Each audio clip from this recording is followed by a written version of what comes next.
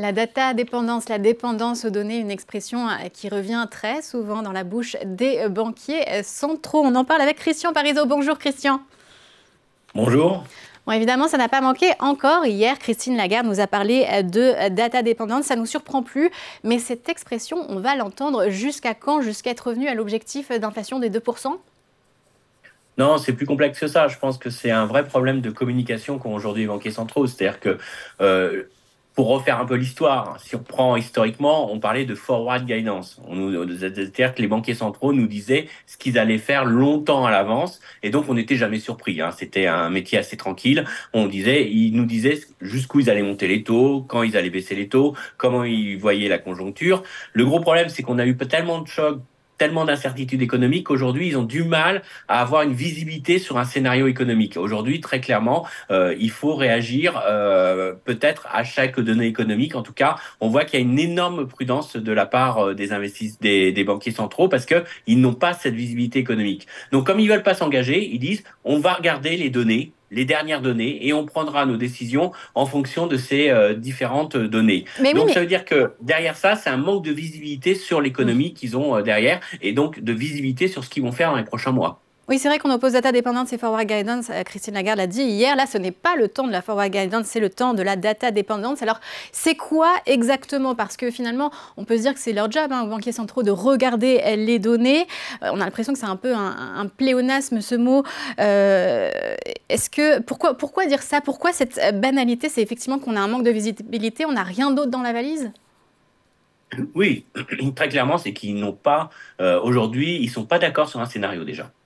Lorsqu'on lit les minutes, hein, ce qui se sont échangés entre eux, on voit qu'il y a énormément de divergences entre les membres. On voit que c'est très difficile aujourd'hui parce qu'on a des chocs. On a eu des chocs. On a eu cette hausse des cours du pétrole qui ne fait que embrouiller les anticipations que l'on peut avoir sur l'économie. Et puis ça ne veut pas être forcément. Alors c'est là où on a peut-être un petit problème avec de communication avec les marchés, c'est qu'on pourrait croire que être data dependent veut dire qu'on est très réactif, qu'on va réagir à la dernière donnée et on va peut-être baisser les taux très rapidement si on voit la situation se dégrader très rapidement sur l'économie européenne. C'est pas totalement ça ce que ça veut dire. Ça veut dire surtout que aujourd'hui on veut pas vous donner de signaux très forts sur ce qu'on va faire dans les prochains mois, mais c'est vrai que ça donne une image au marché. C'est pour ça que les marchés sont toujours dans l'idée que la Banque centrale va réagir très vite. Dès qu'il y a un signal sur l'inflation qui se calme, on pourrait avoir très rapidement une baisse des taux. Moi, je suis pas convaincu que ça va dire ça, parce que dans le même temps, il nous accompagne cette data dependence par le fait qu'il faut maintenir durablement une politique monétaire restrictive. Donc le mot durablement fait dire aussi, envoie au marché que voilà, s'il faut, on remontera les taux, mais pour l'instant, on est plutôt sur une Mais situation c'est de quoi pause, tant aux États-Unis qu'en Europe, et que derrière, finalement, on agira que si véritablement il y a des signaux contradictoires sur l'économie, mais ça ne veut pas dire forcément qu'on baissera très rapidement les taux directeurs. Alors, c'est quoi le principal avantage de la data dependence? C'est effectivement de ne pas prendre de risques pour la crédibilité, de ne pas dire ce qu'on va faire au risque de se dédire plus tard.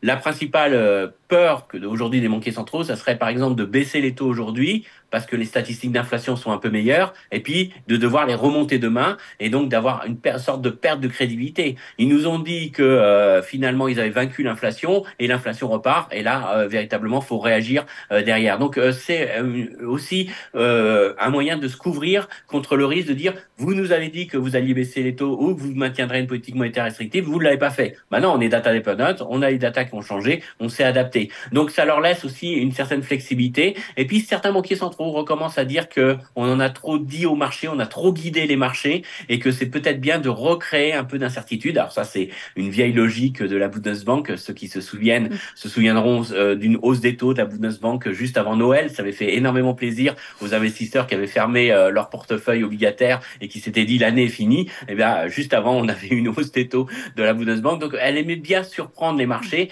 et donc il y a aussi l'idée quelque part de quelques banquiers centraux de dire que on en a trop dit, on en a trop fait, on a trop voulu abaisser la volatilité, et que c'est bien de laisser aussi un peu de réactivité à la Banque centrale et de pas tout déclarer à l'avance. Oui, c'est ça. On peut se demander si cette doctrine, elle est ancienne, elle est héritée de grands banquiers centraux. On peut penser à la doctrine Volcker ou même à la méthode Trichet à l'époque. Ou alors, est-ce que c'est vraiment apparu récemment? C'est vraiment relatif à la période actuelle. Et qu'est-ce que ça dit aussi de l'équilibre des banquiers centraux entre Faucon et Colombe? Alors, c'est vraiment très récent, hein. Bon, on va dire, dans l'histoire de la politique monétaire, c'est vraiment un style de communication qu'on a depuis la crise sanitaire, hein, faut reconnaître, dans lequel on a eu des mouvements de l'économie et puis des impacts sur les indicateurs économiques extrêmes. Par contre, c'est pas sans risque, parce qu'on voit qu'aujourd'hui, les données économiques sont révisées de manière très importante. On a une grande instabilité. Je vous prends l'exemple des chiffres de l'emploi aux États-Unis qui ont été révisés de manière importante.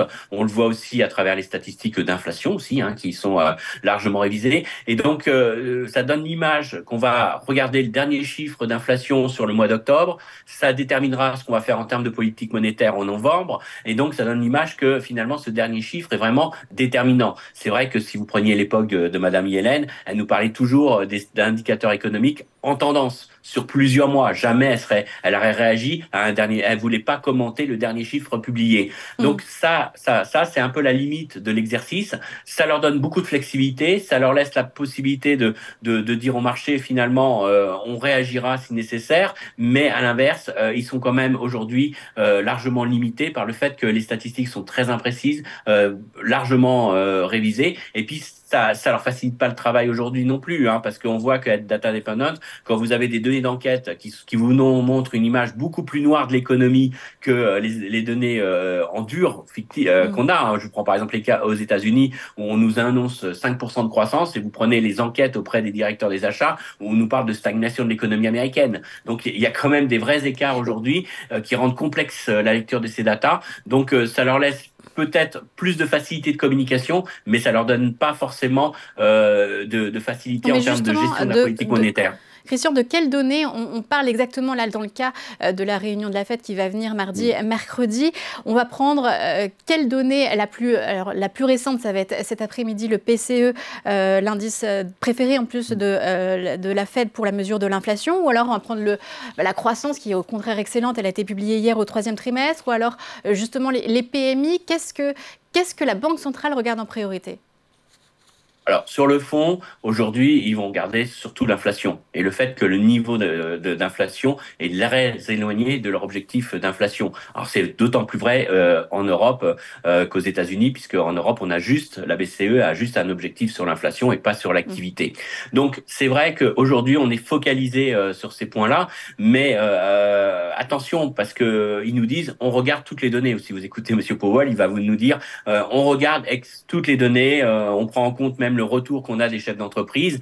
Donc, ils vont pas s'arrêter. Alors ça c'est important parce que c'est vrai que si vous regardez les dernières données de l'économie américaine instantanément, faut remonter les taux. Très clairement, on a aujourd'hui, certes, l'inflation qui est pas, les chiffres d'inflation sont pas mauvais, mais on a une telle tension sur le marché du travail, un tel dynamisme de la croissance américaine, un consommateur qui véritablement a envie de consommer, qu'on pourrait dire, si on s'arrête aux statistiques pures, ils vont monter les taux la semaine prochaine. Mais si on regarde un peu plus dans le détail d'autres indicateurs, on voit qu'il y a quand même des vrais risques de ralentissement de l'économie américaine sur le quatrième trimestre, qu'on a déjà eu une réaction des taux longs qui a été déjà importante et forte et violente et qui va peser sur la croissance américaine. Donc là, quand on s'éloigne un petit peu des derniers indicateurs, qu'on regarde un peu les tendances et qu'on recommence à bâtir un scénario, on s'aperçoit que le scénario économique n'est pas si favorablement que ça, si favorable pour les prochains mois à l'économie américaine. Et là, on s'aperçoit que finalement, ils peuvent peut-être marquer une pause, continuer de regarder leurs données pour essayer de savoir ce qu'ils vont faire dans les prochains mois, mais on est beaucoup plus modéré. Donc, ils sont data dependent, mais ça ne veut pas dire qu'ils ont pris en compte que le dernier chiffre du PIB et que le dernier chiffre de création d'emplois. Ils le placent quand même forcément dans un scénario, dans leur projection. Il y aura débat sur ce scénario économique entre les colombes et les faucons. Certains voudront avoir un scénario peut-être un petit peu plus agressif que d'autres, mais on voit que globalement, on n'échappe pas quand même derrière à adopter un scénario. Mais en tout cas, ils veulent pas nous le fournir, ils veulent pas nous le donner, ils veulent pas se mouiller. Et donc, le data dependence leur permet finalement de rester très flou sur ce qu'ils vont faire dans les prochains mois. Oui, c'est une sorte de protection aussi. Merci beaucoup à Christian Parizeau d'avoir été avec nous et à bientôt à vous.